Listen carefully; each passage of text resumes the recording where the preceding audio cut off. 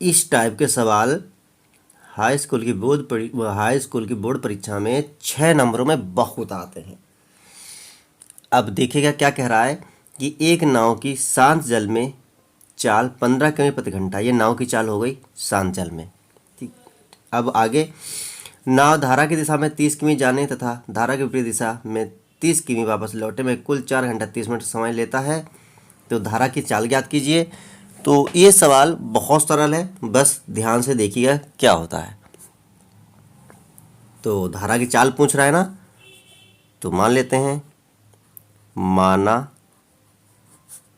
धारा की चाल, धारा की चाल बराबर x किमी प्रति घंटा। अब तो मान लेते हैं आगे, शांत जल में नाव की चाल दिया है, ये कुछ नहीं है, दिया है शांत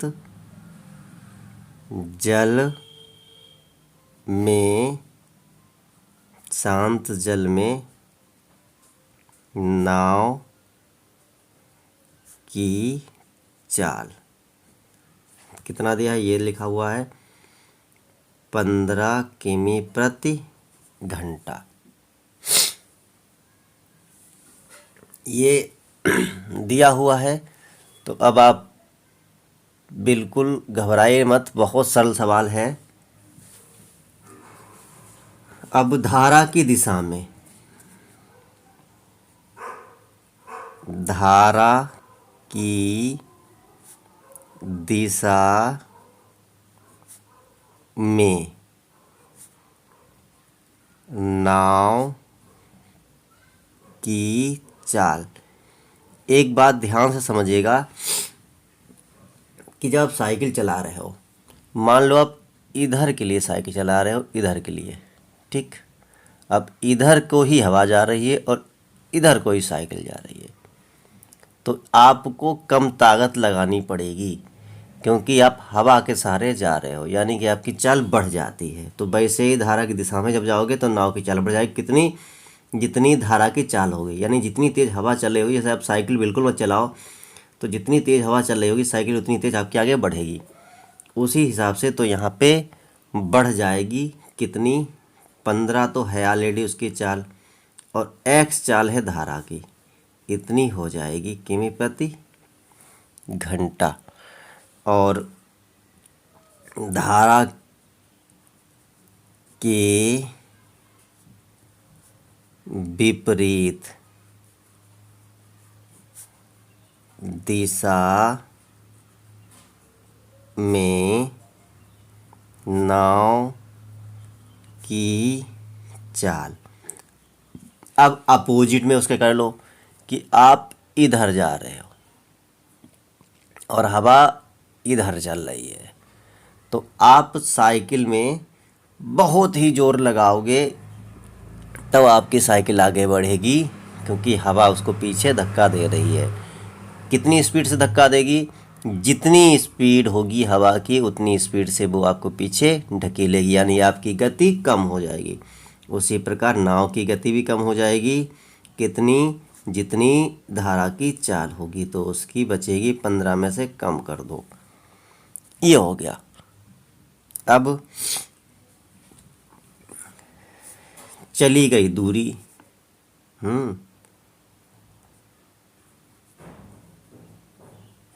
चली गई दूरी, दूरी चली जा रही है 30 किमी जाने में और आने में। तो इससे हो जाएगा कि धारा की दिशा में नाव द्वारा लिया गया समय, धारा की दिशा में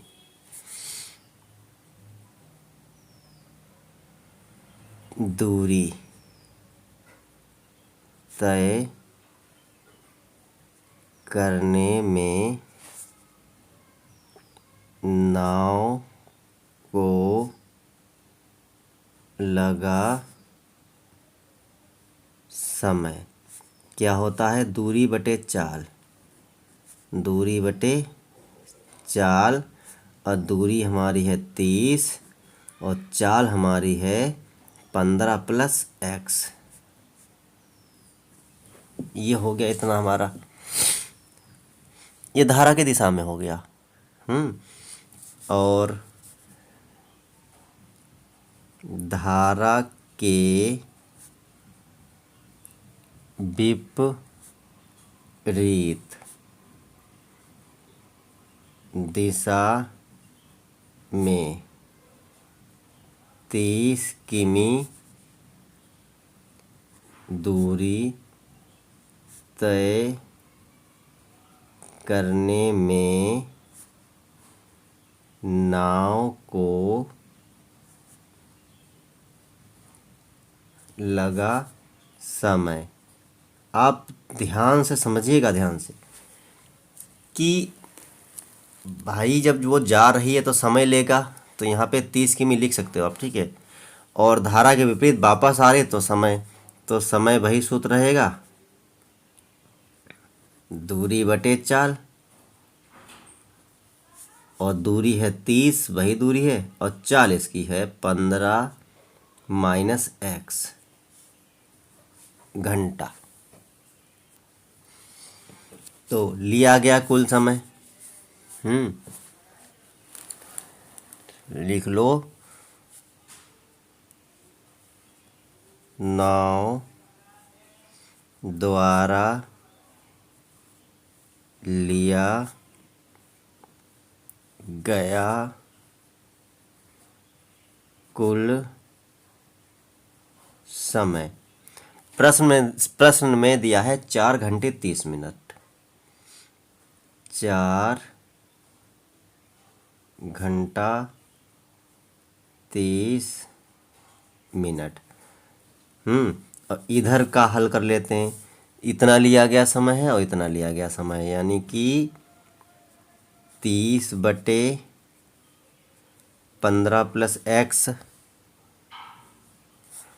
प्लस 30 के बटे में 15 माइनस x बराबर में, इसको 4 घंटा तो पूरा लिया है और 30 मिनट को घंटे में बदलेंगे तो 60 से भाग करेंगे, तो 30 एकम 30, 30 दूनी 60। और देखते हैं और क्या हो सकता है। अब देखिए, इसमें हम 30 कॉमन ले लेते हैं, दोनों में 30 अगर कॉमन ले लें तो हमारा यहाँ बचेगा 1 के बटे में 15 प्लस x, और प्लस का निशान, 1 के बटे में बचेगा 15 माइनस x बराबर में 4 है ये, प्लस 1 बटे 2। अब इसे बहुत ही आराम समझिएगा, सवाल अब समझो लग गया है। इधर गुणा कर लो, इधर गुणा कर लो, यानी कि 15x यानी कि 30 तो यही से रहेगा,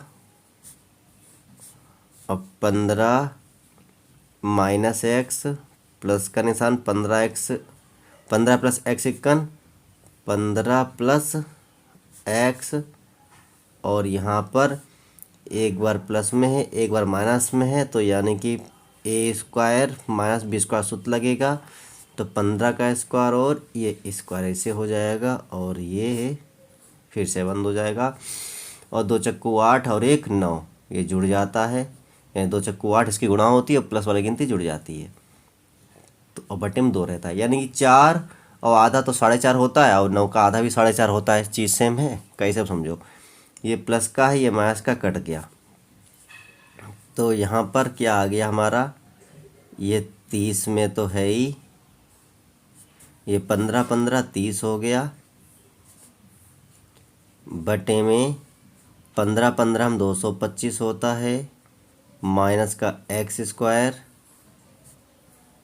और 9/2। अब आप ध्यान से समझिएगा।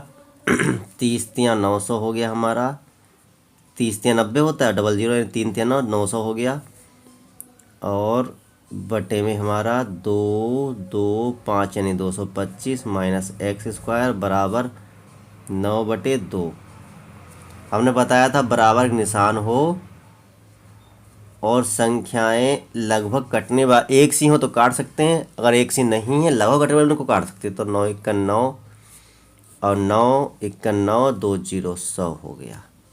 अब इसकी गुणा कर देंगे, या इसको लिखना चाहो तो इसको लिख सकते हो।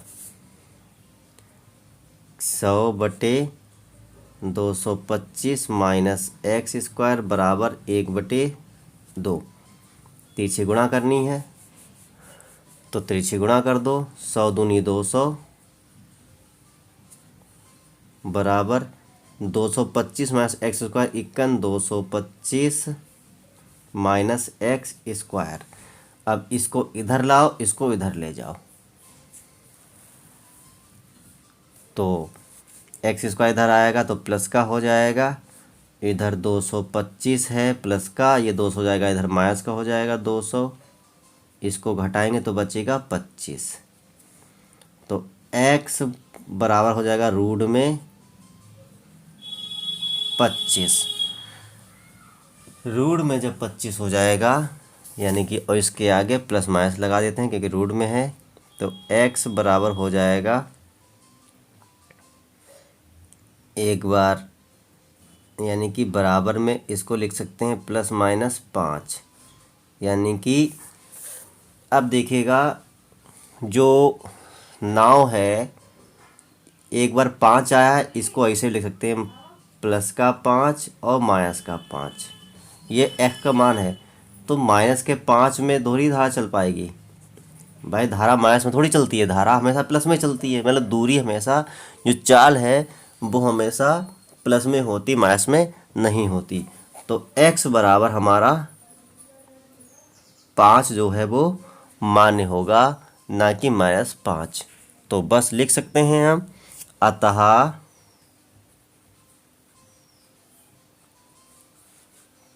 धारा की चाल बराबर 5 किमी प्रति घंटा। थोड़ा सवाल आपको अजीब लगा होगा क्योंकि ये इस हिसाब से है, लेकिन ये सवाल हमारा लगभग 6 नंबरों में आता है। तो कैसा लगा? अच्छा लगा हो लाइक शेयर कमेंट करें। फिर मिलते हैं अगले वीडियो में।